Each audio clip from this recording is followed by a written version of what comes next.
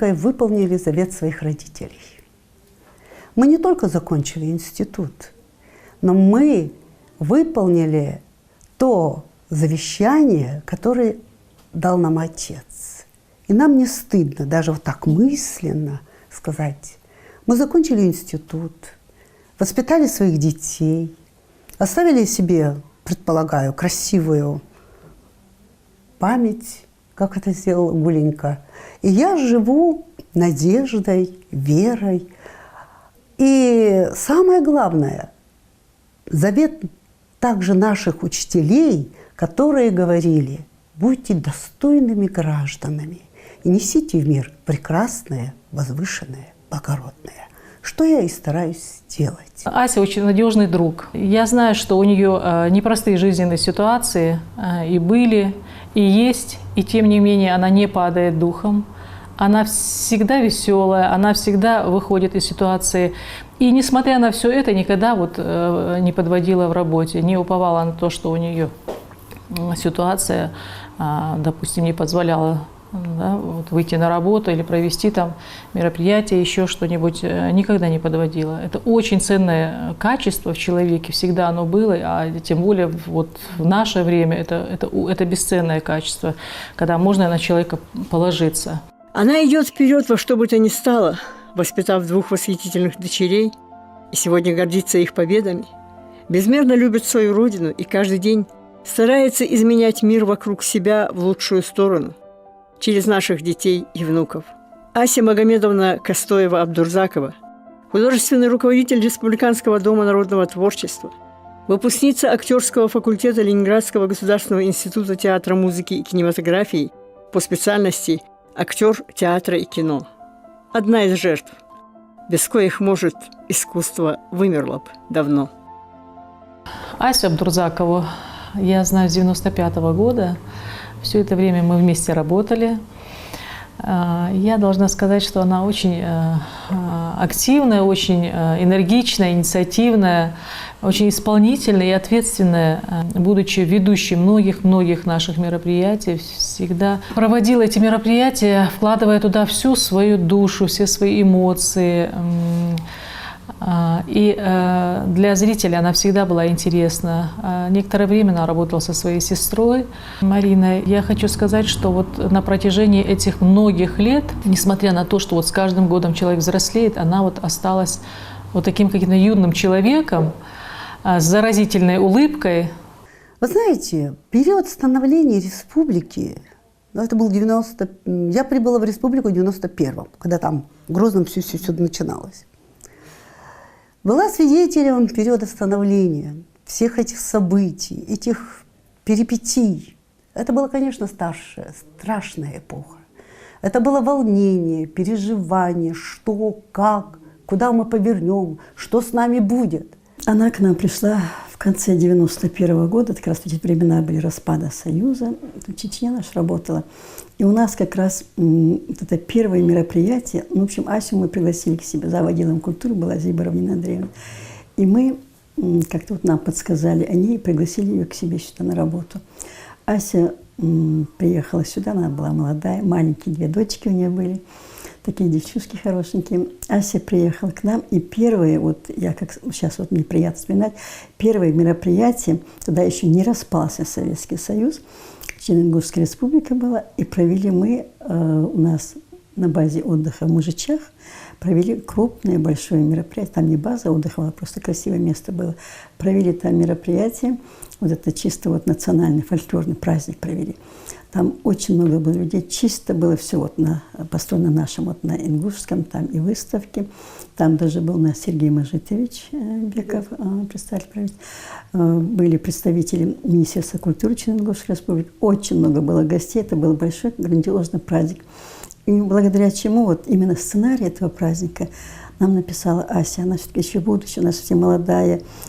Она, конечно, работала в театре, она работала в ансамбле, но в сфере это все-таки это очень 50 уровень на таком значимом мероприятии, это очень, конечно, трудно, но все-таки шикарный был сценарий, и она была ведущей этого мероприятия. Мне приятно, что я тогда училась в заочном институте на последнем курсе, И вот это мероприятие, как раз оно мне помогло дипломную работу. Я благодаря этому как раз празднику, вот этому мероприятию, я даже дипломную работу написала.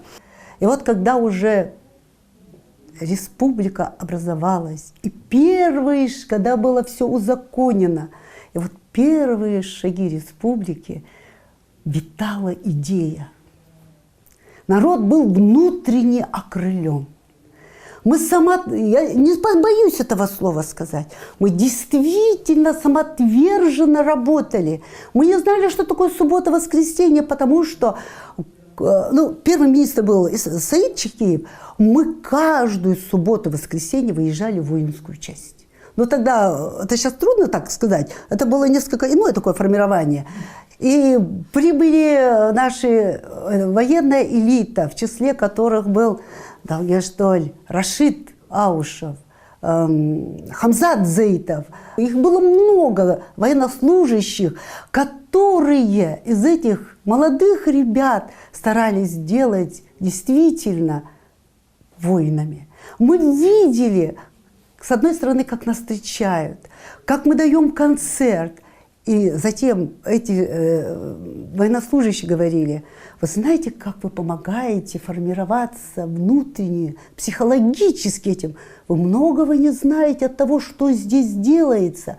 Вот ваша поддержка нашим ребятам очень нужна, потому что психологическая составляющая, потому что, как обычно говорили, народ и армия едины, вы знаете, вот все было в одном порыве. И общественно-политическая жизнь. Мы, деятели культуры, мы были в одном направлении.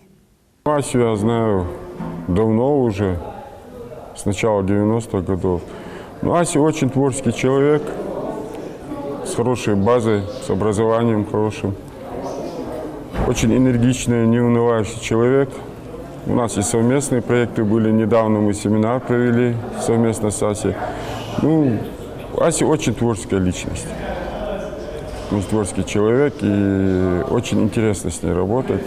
В моей памяти она навсегда осталась в образе Снегурочки, потому что впервые я ее увидел где-то в начале 90-х годов на республиканской елке в наряде Снегурочки. Она вела мероприятие. И этот образ до сих пор у меня в памяти всплывает всегда, когда я ее вижу. В принципе, могу сказать, что она соответствует вот этому персонажу своей чистотой, своей добротой, своим отношением к людям. Лично в моей жизни, Ася Магомедовна оказалась очень давно, вы удивитесь, потому что когда я еще работала в газете «Горянка» в Нальчике, где я родилась, жила, работала, училась, и вот тогда наша главный редактор Роза Самбачиева, у нас было женское издание, и она вот сказала: вот есть такая женщина, напиши о ней. То есть даже она мне не сказала: есть, вот напиши, сказала об Асе, я говорю, а я ее не знала, честно говоря. И вот так я ее узнала, вот так я познакомилась. Ася – это такой человек, что она очень грамотный, очень порядочный. Она вот если помогает тебе в чем-то, она не ищет выгоду. Вот что бы я с этого буду иметь? У нее этого нету. Она такой, принципиальный. У нее очень много богатой фантазии. Любое мероприятие, с чем бы таки ни обратился, Ася всегда придет на помощь. Даже с таким вот, как будто бы вот она ждет, чтобы у нее просили этой помощи. В те времена как-то мало кто хотел учиться, идти в культуру, не было. Это самая больная тема нашей вот республики, вот в нашем даже вот в Ингушетии и сейчас. И раньше нет специалистов, которые хотели бы идти в культуру. Как-то считалось, что это вот сейчас бегут. И во все кружки идут, на все мероприятия идут люди. Как-то раньше так было. Но потом, несмотря на все то, что, конечно, когда Ася поступала в институт, мне кажется, еще сложнее были времена. Но, несмотря на то, она все поступила, закончила. Это как вот у нас здесь всегда говорили, вот в районе, я помню еще, когда даже не работала, до начала 80-х годов, это первые ласточки. Вот про этих двух сестер говорили. Гуля Дамьяри.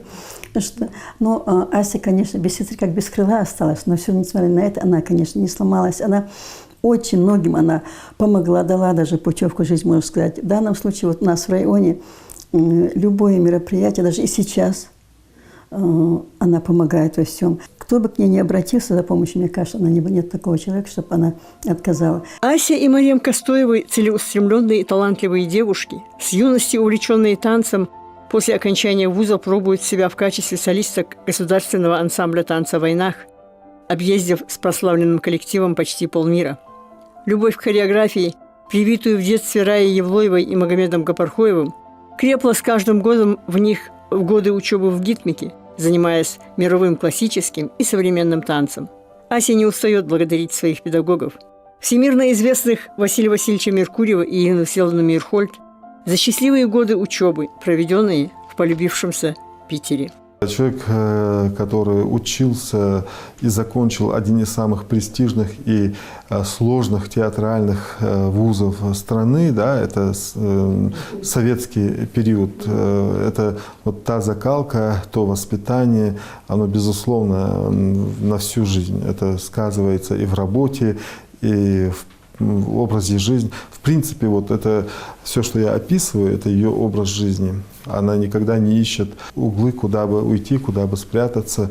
Она всегда берет на себя всю ответственность за работу, за людей, с которыми она работает. И, в принципе, это, мне кажется, черты настоящего человека. Безмерно благодарна судьбе, что мы были выпускниками Ленинградского государственного института театра, музыки и кинематографии, и нашими великими учителями были великие мастера театра и кино Василий Васильевич Меркурьев и Елена Всеволодовна Мейерхольд-Меркурьева. Но и также наши педагоги Людмила Владимировна Чеснокова, Игорь Ефимович Жилин. Ну а предметников наших педагогов это были потрясающие специалисты в области педагогики и знания своего предмета. Потрясающие. И поэтому вот все, что мы с Гуленькой получили в этом институте, мы все старались и стараемся сегодня передать моим новым уважаемым коллегам. А те, в свою очередь, естественно, воспитывают новое поколение и в наших традициях, и в знании литературы русской, советской, зарубежной, ну и, естественно, ингушской классики. Это есть. Благодаря учению моих великих учителей Василия Васильевича Меркурьева и Ирины Всеволодовны Мейерхольд-Меркурьевой, и, естественно, домашнее воспитание, когда наша уважаемая матушка и отец говорили, надо уважать людей. И тогда все получится. Старайтесь соблюдать деликатность и уважение. Как бы там ни кричали, ни стучали, по столу не били кулаком, имейте выдержку. И метод убеждения, метод умения договариваться, выстроить диалог и выйти из данной ситуации победителями, это дорогого стоит. Иногда метод воздействует. Я спокойно стою, выжидаю, пока человек выскажет все, что он хочет сказать, и излагаю свою версию. И мы находим среднепропорциональное. И дело выигрывает. Я благодарю всех моих коллег, которые поначалу как-то это все воспринимают в штыки, понимая и ситуацию, и возможности, и технические, и, как говорят сейчас, человеческий ресурс. Но мы стараемся. Она была в труппе и училась в Академии театрального искусства в Петербурге. Сейчас так называется. Очень, это же такая труппа была известна, они такие молодцы вообще, таланты. Это, мне кажется, база, основа нашего актерского искусства здесь, даже в республике. Они начинали, да, в республике театр наш. Она по своей профессии, она актриса, и все градации настроения, все нюансы, это все у нее отпечатывалось на лице. И вот эта вот мимика, она неповторима. И фразы у нее, крылатые выражения, вот, как вы знаете, да, когда к ней обратились в студенческие годы за очередным сахаром, она ответила, если бы у меня был сахар, я бы борщ сварила. Вот. И вот аналогично этому бывало очень много таких смешных выражений, смешных ситуаций. Человек с театральным образованием, причем за спиной у нее очень престижный вуз, логитмик, все мы знаем, да? Затем работа в прославленном коллективе «Войнах» чечено-ингушском хореографическом ансамбле.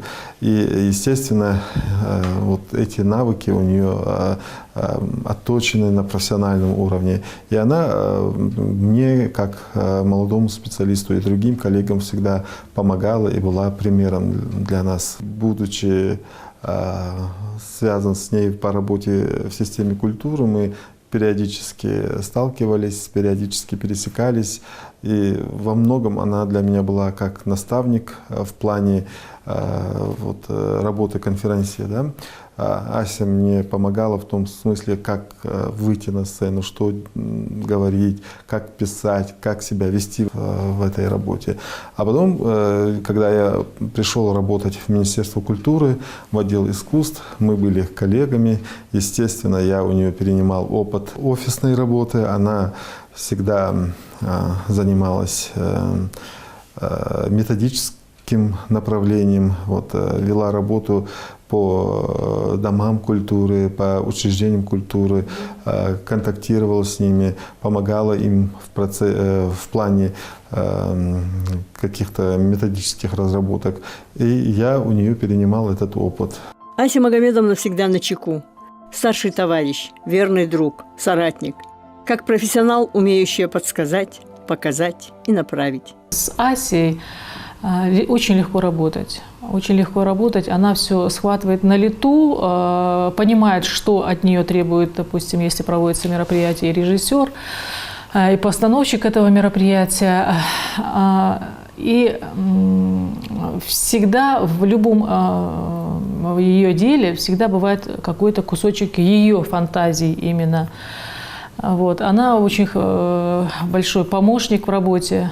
В домах культуры, где есть хореографические кружки, да, если она видит какие-то там пробелы в плане народной середины, классики, она спокойно выезжает вместе с руководителем кружка, проводит занятия, показывает, как надо, что надо. 17 мая Горский кадетский корпус отметил свой 27-й год рождения.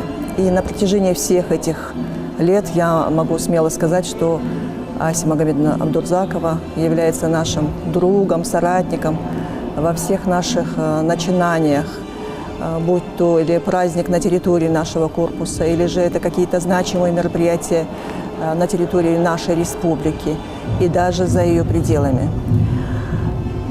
И я могу смело сказать, что это наше сотрудничество уже плавно переросло в дружбу, и наши дети, наши кадеты ее воспринимают не просто как какого-то сотрудника, а у них такие теплые, доверительные отношения. Даже когда мы отмечаем День матери, наши дети говорят: а к Асе Магомедовне поедем? Я говорю: да, непременно. 8 марта, какие-то такие женские дни. Мы все время говорим о нашей Асе Магомедовне и все время ждем ее к себе с нетерпением. У вас такая открытка, если видно, нашим преподавателям. Я с вашим позволением зачитаю. Сегодня особенный день, когда народ Ингушетии чествует тех, кто стоял у истоков становления театрального искусства в Ингушетии. Вы были первыми на тернистом пути. Дорога длиной 40 лет пролегла через трудности и обретение драгоценного опыта. Дорогая наша Ася Магомедовна, разрешите поздравить вас, а в вашем лице всех выпускников ярких 70-х годов. Счастья вам, благоденствия и долгих 40-х вашей творческой биографии.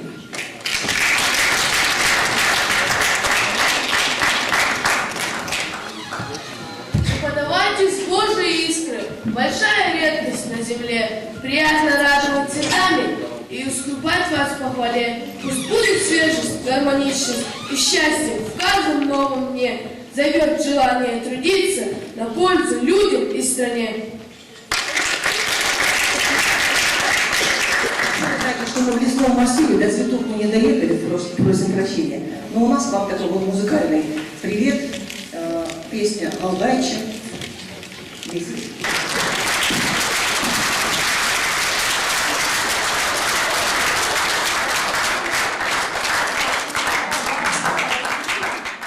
стоило бы отметить, что это человек, который как бы захватил своей деятельностью несколько эпох. И в каждой из них она достаточно активно работала и показала, что она действительно профессионал своего дела. Она является художественным руководителем головного учреждения культурного в нашей республике, вот Республиканского дома народного творчества. И я, честно сказать, рада, что такой человек с нами контактирует, который прежде всего очень хорошо знает свою работу. Ася Сунюльдукаи Бадрязович. С 94-го года Йотцу Ася. Бадрязович Осагез. Это Самировой Сагез Бадрязович. Соназа Цунца Болбе Чамхамсу Масхана Ханзы Миз Болбеш. Масхана у Республики Молдова, Дики Молдова, Хамдахажи, творческие вечера, Су Хацидеш Хамди Садат, Эмерзи, Хатвен Сагацани, есть Халхов, Нахадухуизы. Самые ответственные в Республике Молдова мероприятия, Лилия Сагез, Избанцеть Бартл Алус, Зандал, могли мерч через Масхана. Ася тогда работала в Министерстве культуры. Мы совместно уезжали и на Мир Кавказу, и на Кавказские игры. Ася и в качестве конференции работала, и сценарии выстраивала. Ну, очень много совместных проектов было, когда Ася работала в Министерстве культуры, но даже в данное время, работая в этой организации, в Доме народного творчества, то у нас, получается, нет совместные проекты. Она жизнерадостная, всегда придет на помощь, если обратиться к этому человеку. Задорная такая, в ней есть такой огонь. Огонек такой есть, это очень важно.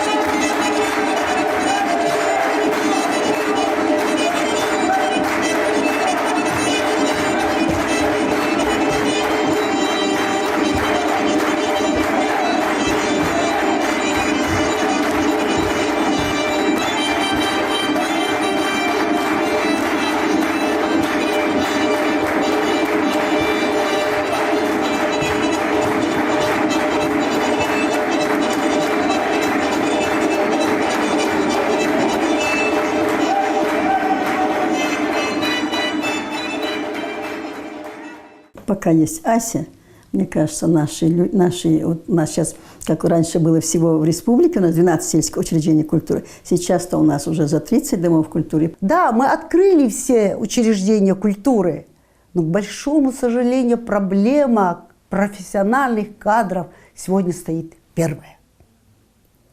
Трудно убедить менеджера или юриста и объяснить ему, что такое танец или вокал, если он никогда этим не занимался. Но самое страшное, когда у этого человека самого нет желания хотя бы немножко постичь эту науку. Каждому дому культуры она вот эти семинары она проводила. Именно Ася это начала проводить. Это каждый, вот она красиво так сплотила это. И вот каждый месяц, сегодня семинар, допустим, в нашем ДК, вот расписала, составила график, и каждый дом культуры провел у себя мероприятие. Это чисто, ну, кто, как, в каком плане. У кого-то красивая самодеятельность, может, у кого-то танцевальная. Но именно она как говорят, вот увидишь, посмотреть, или это услышать, или когда увидишь сам. Она проводили очень красивый семинар в Галашках. Она поехала, там все буквально помогла от А до Я. Уже приехали красиво. Видно, что тут рука профессионалы. Вся практика в театре, вся практика государственного ансамбля «Танцы в войнах» мне сегодня, да, кстати, и школьная педагогика, и дошкольная педагогика, в которой я почти отдала 6 лет, мне очень помогает в работе, потому что наш основной контингент – это учащаяся молодежь, это студенты, это средние общеобразовательные школы. Но был момент, когда я и работала с детскими садами. У нас был очень интересный творческий диалог. Я хочу сказать, что вот сегодняшний день, так как открыты наши новые учреждения культуры, и половина моих уважаемых коллег не имеют среднего профессионального образования, ну разве что там экономисты, юристы, менеджеры. Ну да, мы должны это знать, потому что потребность сегодняшнего дня человек должен быть такой более эрудированным. Но самое главное, вот именно сфера культуры, ее принципы, ее основополагающие элементы, к большому сожалению, знают не все.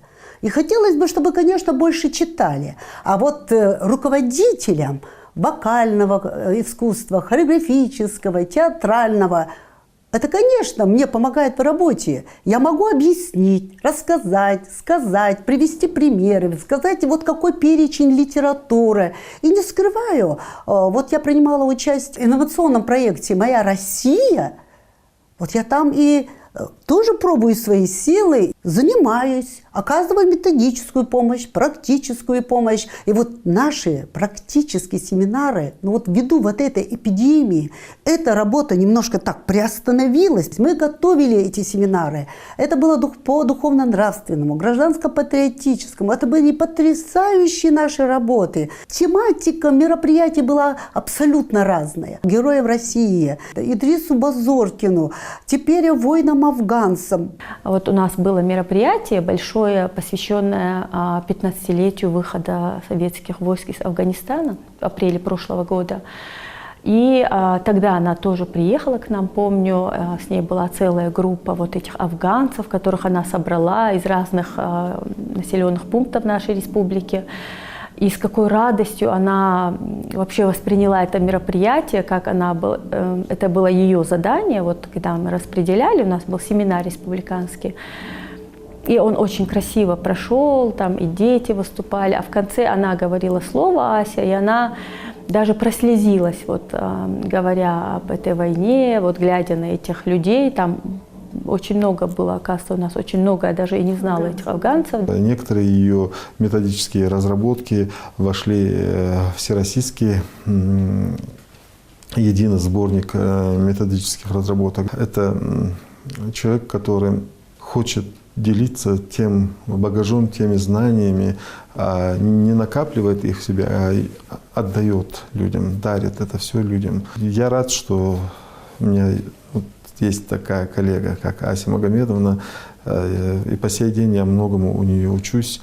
Человек такой внутренней организации, организованности, это в наше время такая большая редкость. Естественно, я выезжала, объясняла, разъясняла, посвятила одну работу своим учителям театральное искусство ингушского народа, прошлое, настоящее и будущее. 40-летие выпуска ингушской студии. Это очень способствует продвижению. Да?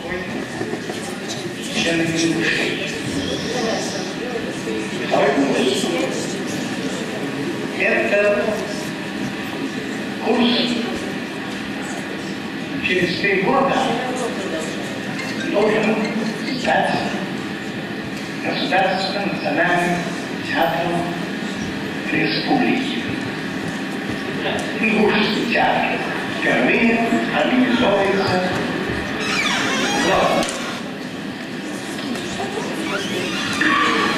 Нам хотелось бы после просмотра обменяться впечатлениями на нашей работе и поделиться своими мнениями.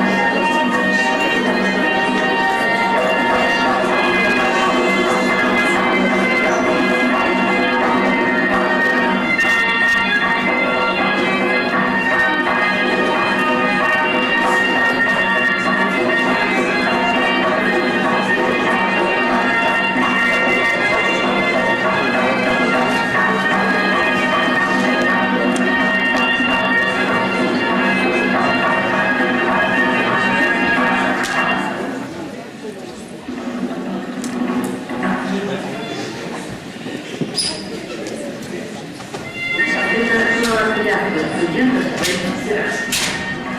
Следи за шайбой, не упусти ее. Легко принять и давать партнеру. Внимание на действие свое, и в мастерстве пойдешь в город. Торжественную клятву вам даем. Слова шайби век не позабудут.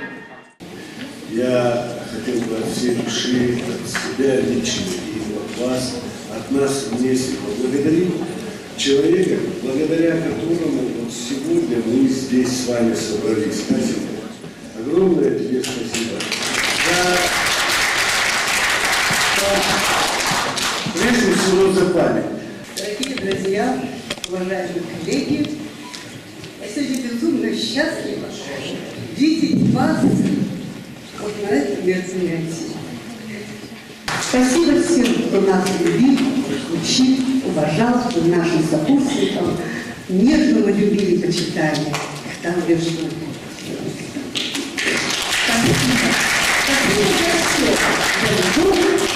И счастливое мгновение этого праздника. Близнецы Ася и Марем, а все ее с любовью звали Гулей, везде и всегда были вместе. Одна начинала мысль, а вторая ее доканчивала. Они одевались одинаково, любили готовить вкусно, умели радоваться жизни.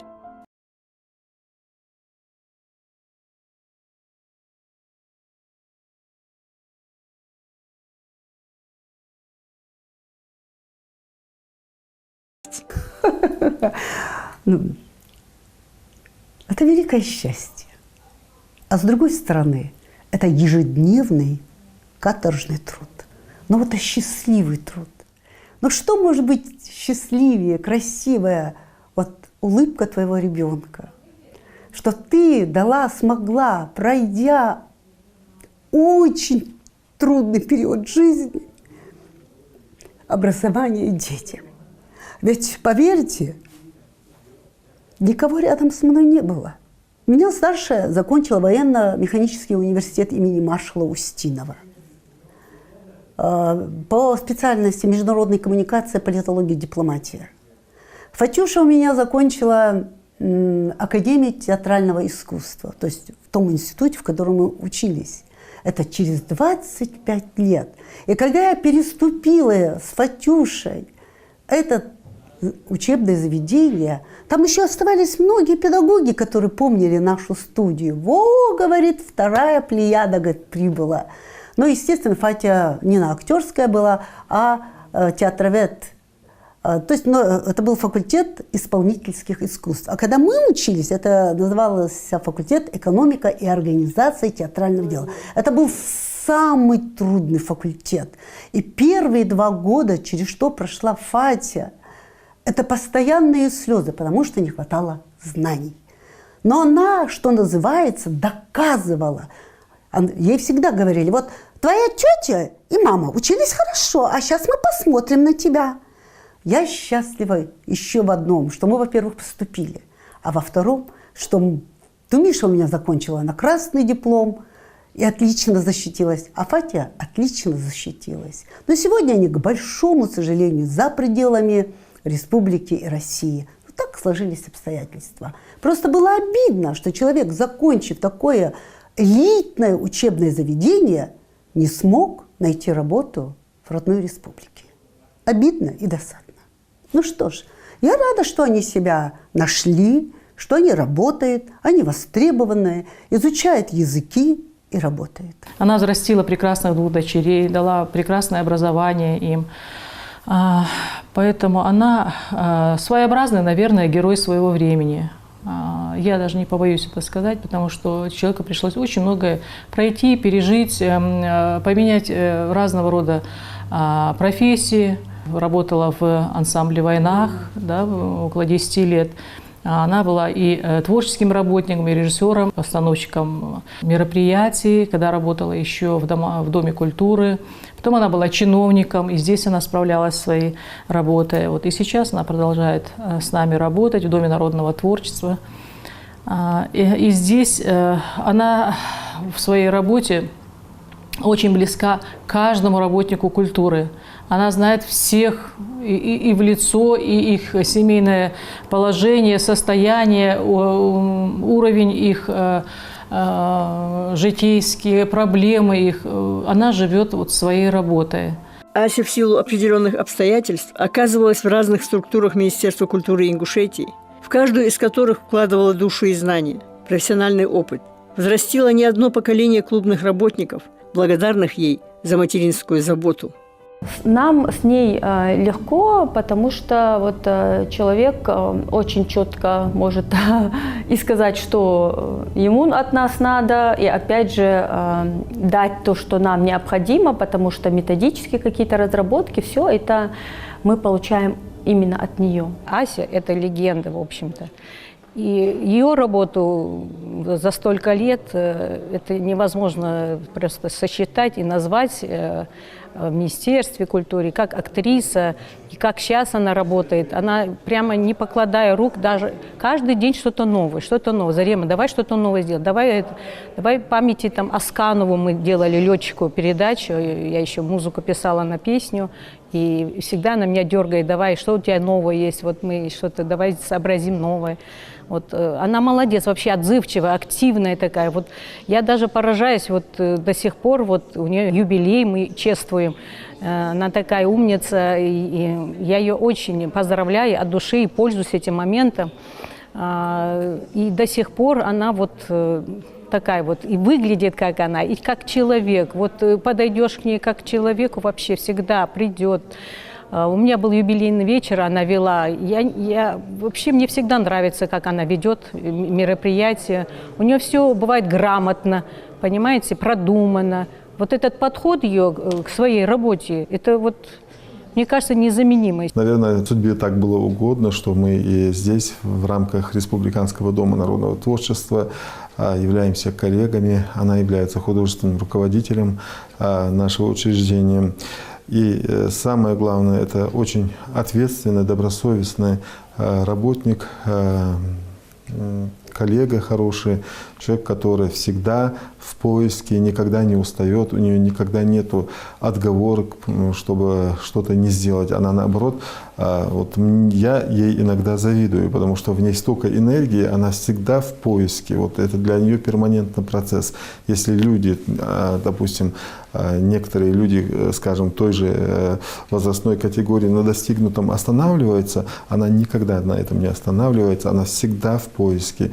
И яркий пример тому, что она за последние эти 2 года на моей памяти участвовала в международных, всероссийских, межрегиональных конкурсах, фестивалях, всяких там мастер-классах и во многих этих, скажем, форумах. И практически везде, где она принимала участие, она получала дипломы 1-й степени. Это уже говорит само за себя. Иногда бывает в силу эмоциональности профессиональной, человеческой, бывает срыв какой-то. Бывает, не скрываю. Бывает. Я очень такая, знаете, вспыльчивая, я очень эмоциональная. А потом, когда я вот так поведу себя, я думаю, ну как же я так могла? А где традиции? Где твое воспитание внутреннее? Иногда, конечно, бывает стыдно за содеянное, но я не скрываю. Я нахожу в себе мужество и сказать, я была виновата, извините. И всегда говорю, если виновата, извините. В этом позора нет. А вот когда человек ведет себя по-хански и считает это должное нормой поведения, вот это страшно. И все-таки каноны нашего воспитания, этика, эстетика в чем-то, дальше, оно все-таки дает о себе знать. И поэтому, честно говоря, когда ты видишь равного собеседника, интересного, вот такого логически излагающего свою мысль, начитанного, с ним легко разговаривать. А иногда встречается полная противоположность. Но тем не менее приходится находить диалог, тему изложить и найти, в чем выиграет моя профессиональная деятельность. Она эмоциональный человек, безусловно. как и любой творческий человек, она очень эмоциональная, но всякие эмоции, они вызваны тем, что чтобы добиться результата определенного, не сделать кому-то плохо или назло, а наоборот, чтобы добиться результата. И, естественно, иногда бывает так, что она с коллегами, да, с теми, с кем по работе общается, в процессе вот общения у нее какие-то эмоции возникают, но все мы понимаем, и все, кто с ней сталкивается, понимают, что это не со зла, не во вред, а наоборот спокойно относятся к этому и всегда воспринимают это как должное. Она же работает не только вот с нами, да, как худрук, она работает и с творческими коллективами, причем с разными, и с танцевальными, и с песенными, и с фольклорными. Она задает тон всему репертуару песенному в домах культуры. Она очень болезненно воспринимает, когда дети поют взрослые песни и понимает, насколько это неправильно, вот постоянно нам говорит, то есть на фоне такого вот репертуарного голода она тоже делает большую работу, она постоянно предлагает нам, вот есть такие сборники, есть такие песни, давайте вспомним там такого-то композитора. Ну, для нас это большое подспорье, не буду скрывать, и мы часто обращаемся к ней, советуемся, даже не по работе бывает, иногда спрашиваем что-то. Тема, да, героико-патриотическая, тоже для нее очень важна. Она постоянно хочет вот этот, у молодежи вот этот дух патриотический поднять, и у нее это очень хорошо получается. Когда она выступает, вот бывает у нас там большие мероприятия, она приезжает к нам в Дом культуры, мы ее приглашаем, и вот стоит ей выйти на сцену, даже если она говорит какие-то самые обычные слова, но она умеет так их сказать, что все будут слушать и все что-то возьмут. Не спрашивай женщину, сколько ей лет, девчонка прибавит, давая ответ, и втайне себя осуждая, убавит года, пожилая. Ася не убавляет года. Она летит по жизни, не замечая прожитых 65 лет, работает, творит и любит свою родину. Мы с Голей родились 23 февраля 1956 году. Это село Малая Станица, Алматинский район, Алматинская область, Казахская ССР. То есть мы дети, рожденные в депортации. Поэтому мы несколько отличаемся от других. Да, было трудное детство, но оно было счастливым. Потому что была, вы знаете, вот старшее поколение старалось нам, детям, дать самое красивое, оторвав от себя. И всегда, вот я помню, Алмата мы закончили так, до середины 3 класса, где-то мы в декабре выехали из Алмата. Я помню вот этих учителей. Вот в нашем классе были казахи, корейцы, цыгане, украинцы, белорусы. Мы были всего лишь 2 ингушки. Да? Потом мы выехали из Казахстана уже на Кавказ. Мы попали в Нестеровку, а потом мы попали в Сунжинский район, в станицу Слепцовская, то есть город Сунжа. Там мы уже закончили 4-5 класс, потом мы попали в Грозный, в школу-интернат имени, то есть Горянка. И уже 9-10 класс мы закончили в Орджоникидзевской средней школе номер 2. В этот прекрасный день хочу пожелать ей крепкого здоровья, чтобы она неустанно продолжала вот эту свою работу. Также горела и светила нам. Чтобы она увидела счастье в жизни своих дочерей. Я ей желаю больших-больших успехов. И когда такие люди рядом, мне кажется, культура все-таки еще живет у нас. Чтобы она еще долго оставалась в строю вот с таким энтузиазмом. Дай Аллах, чтобы все в ее жизни складывалось благополучно. Как всегда, высокого профессионализма, чтобы она не унывала, чтобы она всегда еще лет 100 нас радовала, чтобы у нее задор и огонек не пропадал. Во-первых, я сегодня всем, не только себе, нам всем пожелала бы доброго здравия. Побольше красивого, естественно, доброжелательности, красоты, душевного покоя. И чтобы в наших сердцах звучала музыка добра, любви, почтения и